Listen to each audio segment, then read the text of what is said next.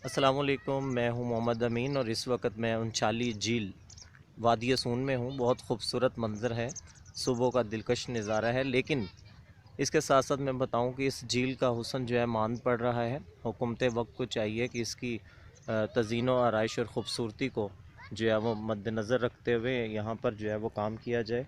अगर मैं आपको दिखाऊं कि यहाँ पर जो है वो केयर क्या हो रही है, और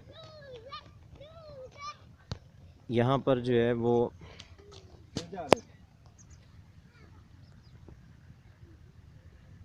और ये देखिए कि यहाँ पर जो है वो कितना लोग जो है वो कूड़ा करकट फेंक कर जाते हैं, जिसकी वजह से इस झील का हुस्न जो है वो बिल्कुल मांद पड़ गया। तो हुकूमत वक्त से ये गुजारिश है कि इसकी जो है वो देखभाल की जाए, ताकि यहाँ पर आने वाले जो लोग हैं इससे मज़ीद लुत्फ़ अंदोज़ हो सकें। बहुत शुक्रिया।